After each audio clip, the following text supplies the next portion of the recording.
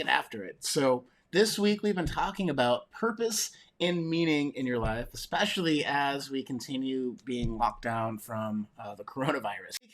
Since we're all locked in, it's really important to be making or thinking about how you're making meaning right now and how you're engaging in your purpose. If you haven't figured out, not everyone has it figured out, I realize it, but what's really gonna keep you long term from going crazy, and stir crazy and all that kind of stuff, restless at home, it's gonna be how am I engaging in something that's meaningful to me, whether that's family, whether that's work, whether that's skilling up, learning something new, whether that's just re-engaging in hobbies. It could be a bunch of different things, but having that is a really good thing because, it said the best to me, as a high performance coach, I'm concerned about your productivity, and how do you constantly beat it over the long term without burning out. And that this without burning out part is super important now because, if you feel like your productivity's dropped, just realize that you're doing the best you can in a world like global crisis. So, I have 4 things to kind of recap what we talked about this week on creating meaning in your life, finding purpose, and really engaging in that part of your life because, again, it's something to focus on. That's not the news.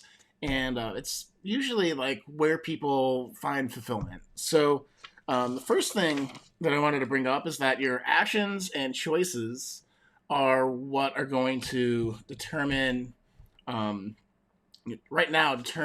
you shape your future. And the analogy I use for that is like when you're sitting with like a block of clay at a potter's wheel, you need consistent, soft action, right? And you need to commit to a vision in order to realize a goal or whatever type of thing you got going on. So it's super important to have that consistent action in your day towards that thing that's really meaningful for you, and to make choices that support that every day. So it's really easy with all the distractions going on right now, especially if being stuck at home. Netflix has a really loud call, and you got to figure out what's happening in Ozarks. It's probably an older show now, but whatever show is you guys are binge watching, that can be your whole day, or YouTube videos, or all sorts of different distractions. Your kid being really cute. So, and that's fine to take those breaks and to engage in family and engage in the 90-Day Fiance, right? That's what people are watching. But, engage in distractions, but not let it steal from your future, right? So you want to be making sure that you're making the appropriate actions and choices now to build the future that you want. Which brings me to the second point, which is think of your future 1 to 3 years out.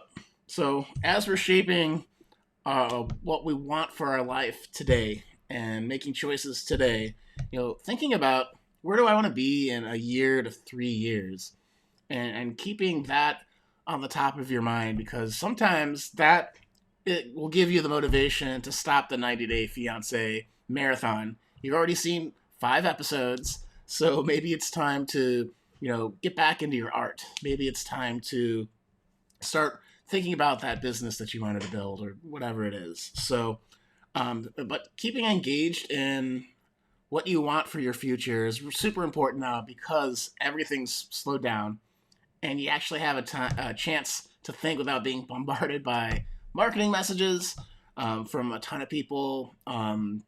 People are still trying to figure out what's going on, lots of uncertainty. So taking the time to slow down, to think about what you really want out for your life and out of your life, and what kind of legacy you want to leave in the future is super helpful. The third thing we talked about this week is mindsets. And the big one is to just help, right? So teach, mentor, lead, figure out who in your community might need some help, either getting groceries.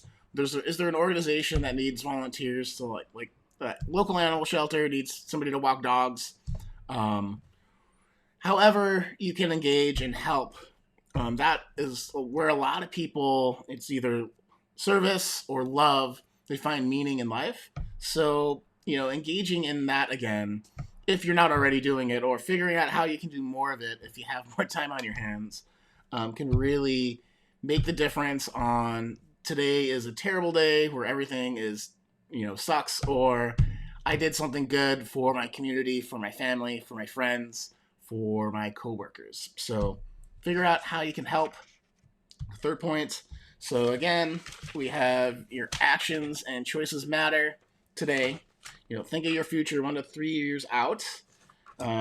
Help. Just go out and help people. Call like 30 people and say, "Hi, how can I help you?" And see what happens, and see how that feels. Again, with that too, so many people are engaged in the rat race. The daily slog, that you forget that sometimes you have people, and you can connect with people in a different way. So, okay. So the first three, the final point that I had this week that we talked about was the not purpose list. So if you need to sharpen what you're doing, or you ever feel like, I don't know why I'm doing this, or how did I get here? You might want this helpful exercise where you think about all the things you do, from hobbies to the people you interact with to, life in general, the big question, like, what is my life?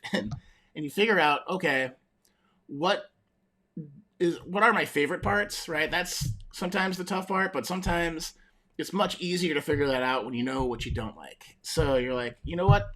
I am not a runner, so I'm going to stop running because I hate myself and I hate doing it, right? And I know that that's not the case for everyone, and that's not my case, but that was the example that came into my head. But maybe it's like, for me, in my career, I realized that, I love working on software and technology, but I like helping people a lot more. So, there's certain parts of that job that I really did not like, and there were certain parts of that job where I really loved. It was the mentoring. It was kind of, the working out the communications and solving people problems on projects and stuff. And so that's why I became a coach. It's the natural progression of that kind of skill set, that kind of interest that I wake up and I'm excited to wake up and help my clients and students. So, what's on your not purposeless? Think of things that you've tried, like hobbies. Like, I really did not get into knitting, so that's not part of my future. I should just turn down all the opportunities of all my friends asking me to knit, because I don't know about you guys, but that happens to me weekly. I get asked, will you join our knitting circle, knitting crew, knitting gang? I don't know. So, thinking through that can be a really great revealing exercise. It's like a paleontologist. You're kind of like getting the dust away from the bones of what you really want to be doing. So I hope that served you guys. I really do enjoy these videos. Happy Friday. I hope you guys are all well. If you have any questions, pop them below. I want to let you know too, next Monday I'm starting the work from home challenge again. If you're on Instagram watching this, you can check my bio for the link to get signed up. But really, this is all about how can we help you focus, help you eliminate distractions, and keep you from burning out when you're at home. Because maybe you're experienced with working at home, but now your spouse or your kids are around all the time, and that's extra types of management you got to do. The kid knocking on the door, asking every 5 minutes, can I have a snack? It drives you nuts, but you have to take care of them, and you also want to keep moving your life forward, moving the meaningful things if you're able to work from home, or just managing stress if you're not. So I hope y'all take me up on checking that out. So we're doing starting to get excited. I did we're going to do, excuse me, 1 week of videos at 10 o'clock in the morning Pacific time starting Monday. We'll go for a whole week, and it's awesome. There's worksheets. There's a really awesome community. You can check that out at ShawnButtner.com/WFH challenge, all lowercase, and I'll put that up on the Facebook Live. So there's the link there. Again, on Instagram, it's in my bio, and it'll be on YouTube. This video will get posted. You can see it below there too. So, any case, guys, I hope you join me for the Work From Home Challenge. It's something I really love sharing, and I think it's something that I'm doing to help, like I was saying here, because I have some experience with that and can throw in some of the high performance stuff. And two, like, again, we're trying to do our best as we manage ourselves in this global pandemic. So this is something that keeps me active and I think is great. So sign up there, guys, and I will talk to you next Monday. So that's when we'll do the Start Your Day with the Coach. This is Shawn signing off. Be well, take care of each other, and see you later.